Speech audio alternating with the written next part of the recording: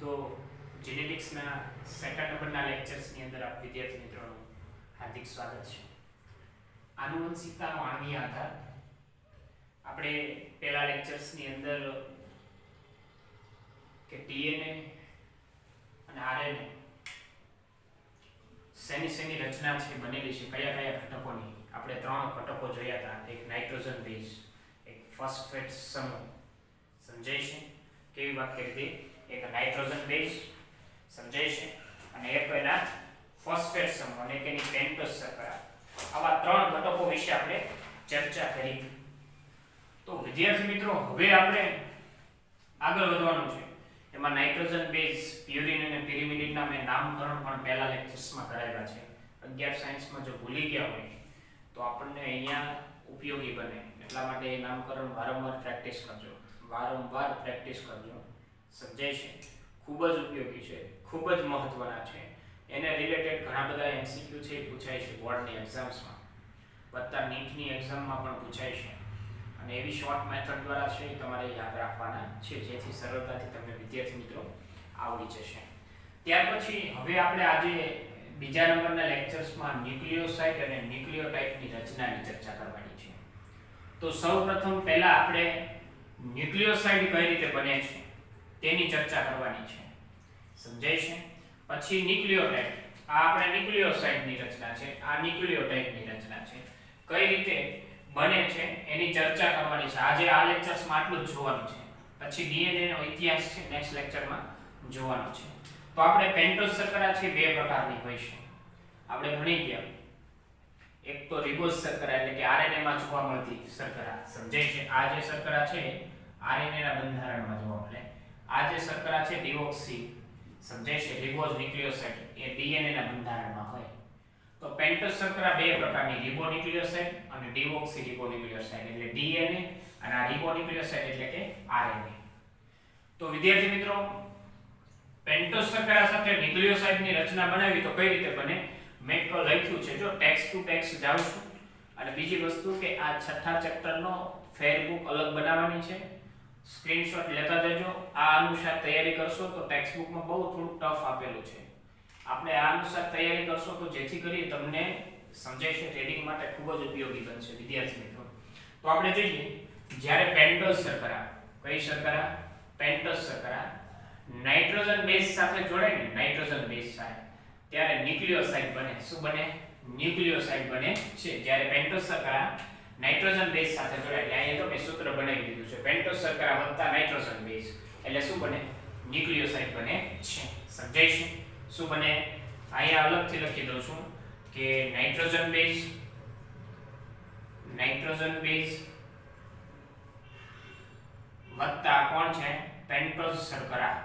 કેવી શર્કરા છે? પેન્ટોઝ શર્કરા. સમજાય છે? ફરીથી લખું.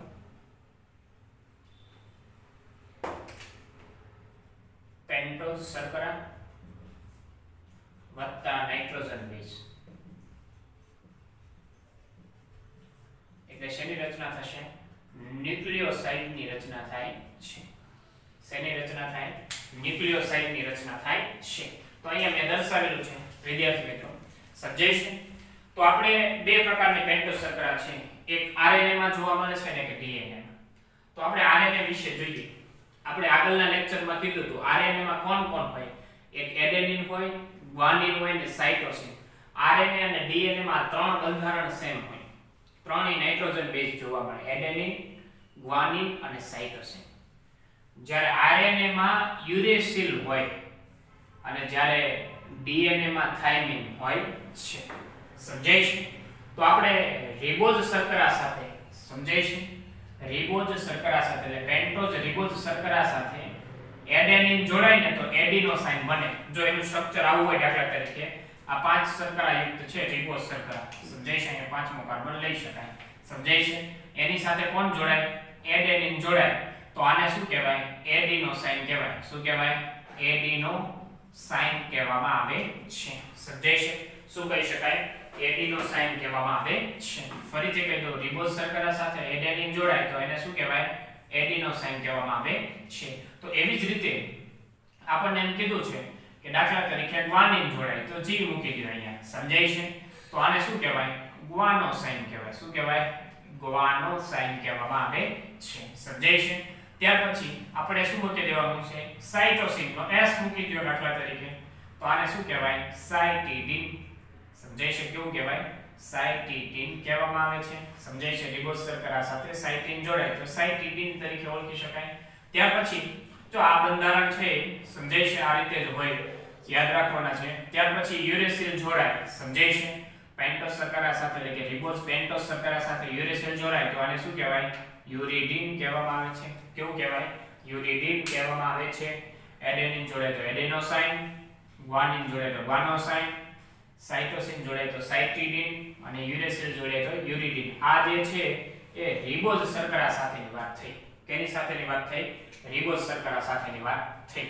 તો અહીંયા ડીએનએ ની વાત કરી તો અહીંયા ડીઓક્સી રિબોઝ કહેવાય. ડીએનએ ના બંધારણમાં પેન્ટોસ શર્કરા આવેલી છે એટલે ડીઓક્સી રિબોઝ. જો અહીંયા બીજા નંબરના કાર્બન ઉપર OH આવતો હતો અને અહીંયા માત્ર ને માત્ર શું આવશે? બંને બાજુ HH આવશે. એટલા માટે આને ડીઓક્સી રિબોઝ કીધું. આને OH આવ્યો એટલા માટે રિબોઝ શર્કરા કીધું. આટલો ડિફરન્ટ હતો. આપણે આગળનો લેક્ચર વારંવાર રિપીટ કરજો એટલે ખ્યાલ આવી જશે. તો અહીંયા દાખલા તરીકે એડેનિન હોય. સમજાય છે?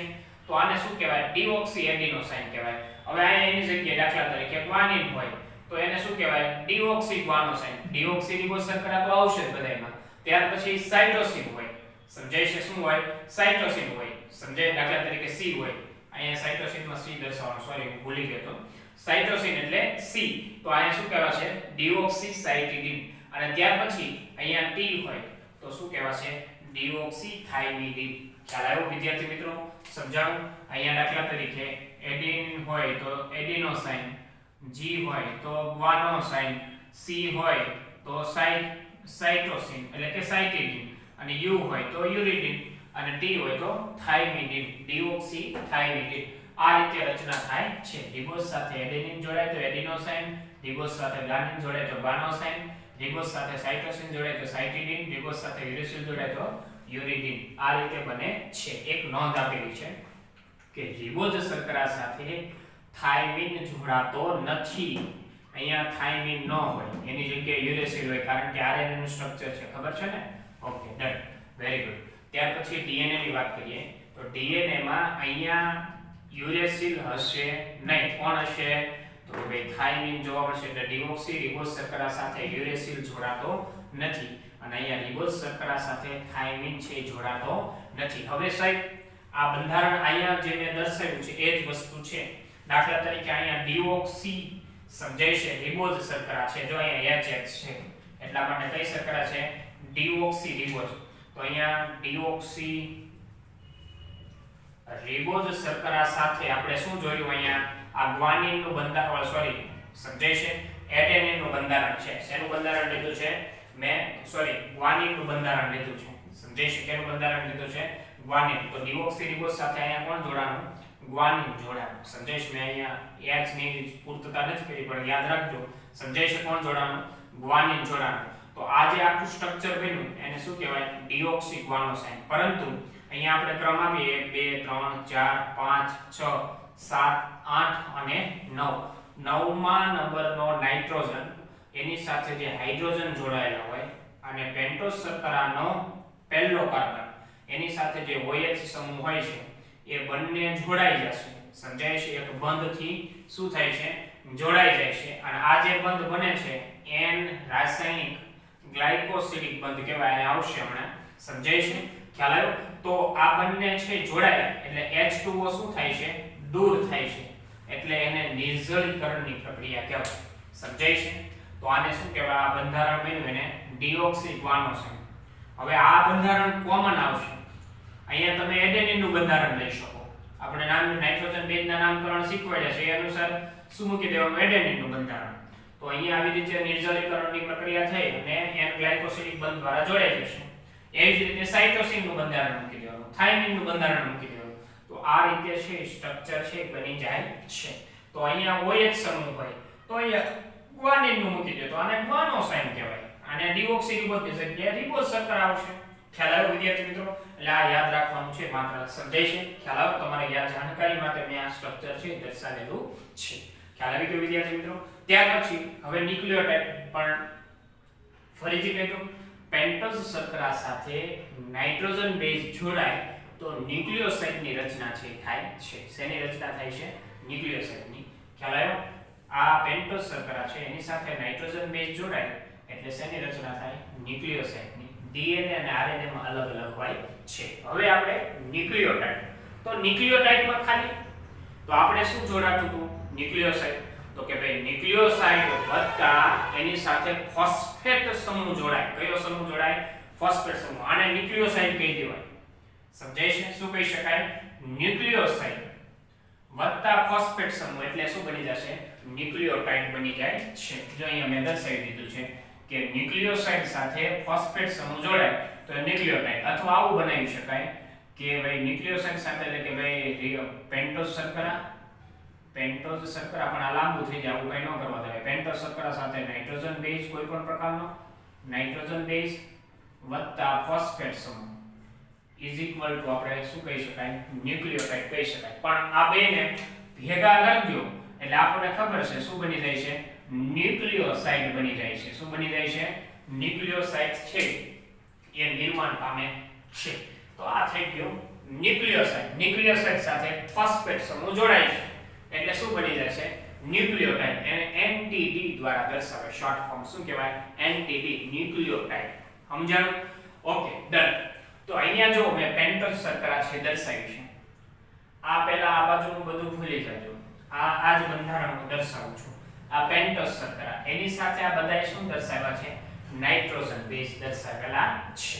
સમજાય છે? કયા બેઝ દર્શાવેલા છે? Nitrogen base. દાખલા તરીકે એડેનિન હોય, ગ્વાનિન હોય, સાઇટોસિન હોય, થાઇમિન હોય. સમજાય છે? ખ્યાલ આવ્યો? આવા નાઇટ્રોજન બેઝ દર્શાવ્યા છે. હવે એની સાથે 5મા નંબરના કાર્બન સાથે આપણને ખબર છે અહીંયા 5 નંબરનો કાર્બન છે. સમજાય છે? આ 5મા નંબરનો કાર્બન છે. તો અહીંયા એની સાથે કયો જોડાય છે? ફોસ્ફેટ સમૂહ જોડાય છે. ફોસ્ફેટ સમૂહ એટલે PO4 -3. સમજાય છે? આવડો આ સમૂહ જોડાય છે. ફોસ્ફેટ સમૂહ અહીંયા બધાય સાથે શું થાય છે?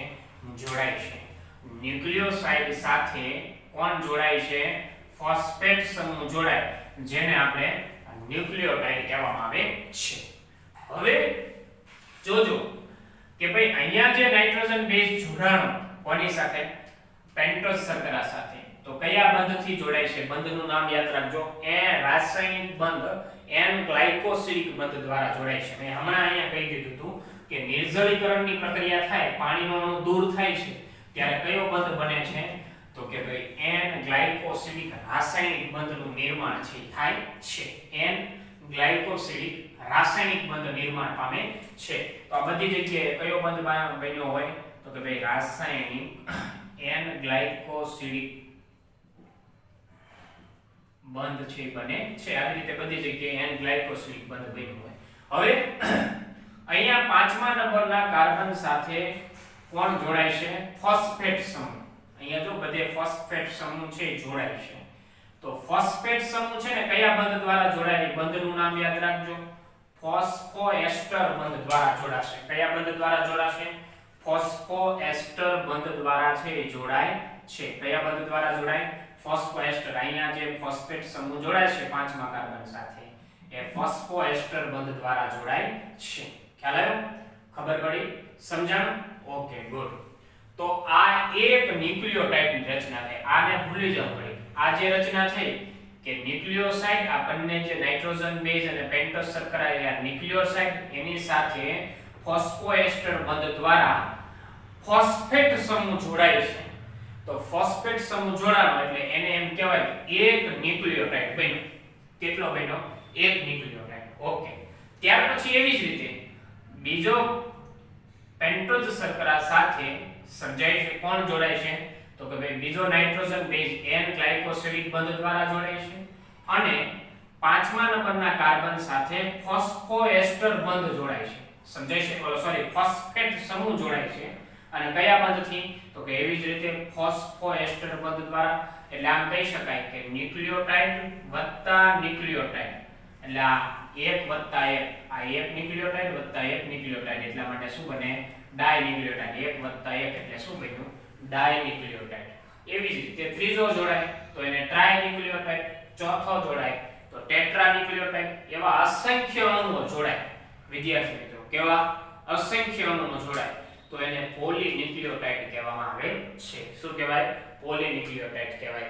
કે પાંચમા નંબરના કાર્બન સાથે જે ફોસ્ફેટ સમૂહ જોડાય તો ફોસ્ફોએસ્ટર બંધ દ્વારા જોડાય. ખ્યાલ આવ્યો? હવે આ ન્યુક્લિયોટાઇડ અને આ ન્યુક્લિયોટાઇડ એટલે આ જે છે સમજાય છે, ત્રીજા નંબરના કાર્બન થી લઈ પાંચમા નંબરના કાર્બન સાથે જોડાશે. પહેલો ન્યુક્લિયોટાઇડનો ત્રીજા નંબરનો કાર્બન એટલે 3' અને બીજા ન્યુક્લિયોટાઇડનો પાંચમા નંબરના કાર્બન સાથે ફોસ્ફોડાયસ્ટર બંધ. કયો બંધ કીધો છે?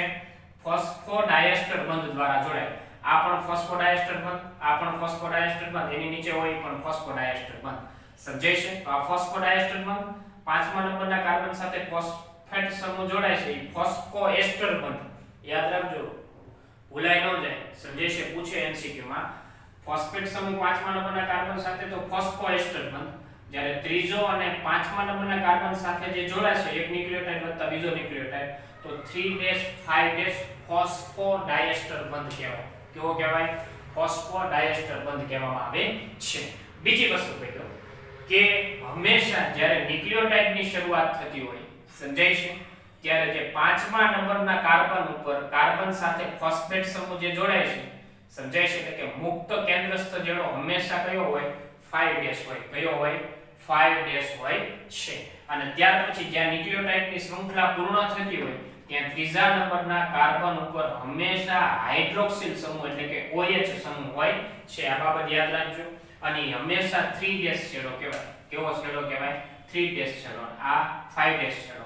એટલે આપણે DNA ની શરૂઆત કરીએ આવી રીતે તો આ હંમેશા 5' હોય, તો આ હંમેશા કેવો હોય? 3' હોય. સમજાય છે? આ 3' હોય તો આ 5' હોય. આ રીતે હોય. એટલે હંમેશા પાંચમા નંબરના કાર્બન સાથે જોડાય, સમજાય છે, ફોસ્ફેટ સમૂહ તો 5' મુક્તસ્થ કેન્દ્રસ્થ છેડો, અને જ્યારે ત્રીજા નંબરના કાર્બન સાથે જોડાય ત્યારે હંમેશા યાદ રાખવાનું હાઇડ્રોક્સિલ સમૂહ હોય. કયો સમૂહ હોય?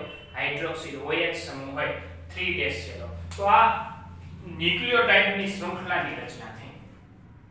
હવે આ જે ન્યુક્લિયોટાઇડની શૃંખલા, જો DNA માં આવી ન્યુક્લિયોટાઇડની શૃંખલા ડબલ સ્ટ્રેન્ડ હોય. જ્યારે RNA હતું એની અંદર આપણે આવું કીધું તો સિંગલ સ્ટ્રેન્ડ હોય, અને DNA હોય તો આવી રીતે ડબલ સ્ટ્રેન્ડ માં હોય છે. તો અહીંયા એક ન્યુક્લિયોટાઇડ મેં દર્શાવેલો છે. સમજાય છે?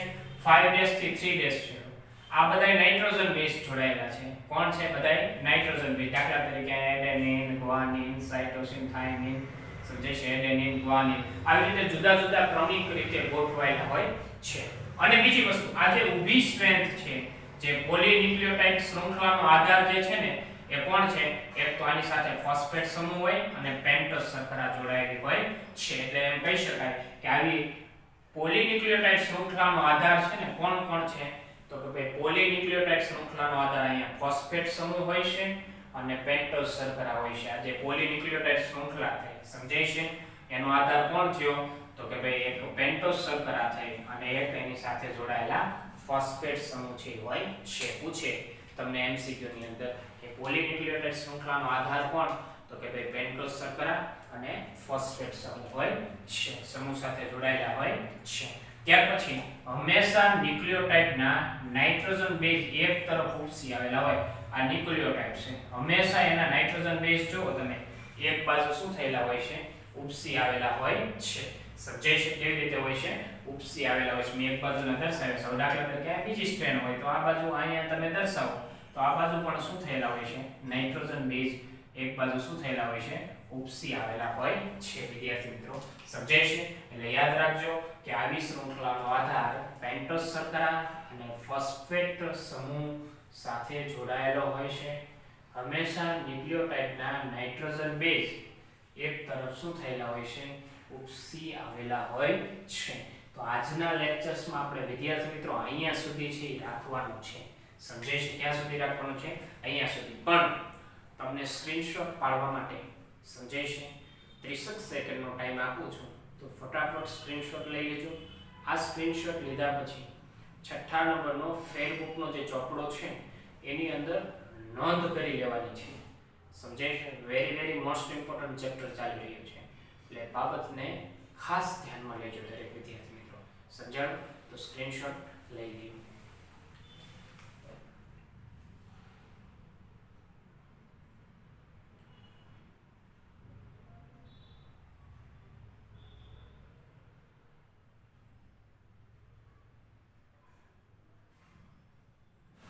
ઓકે, તો સ્ક્રીનશોટ હવે લઈ લીધો હશે વિદ્યાર્થી મિત્રો.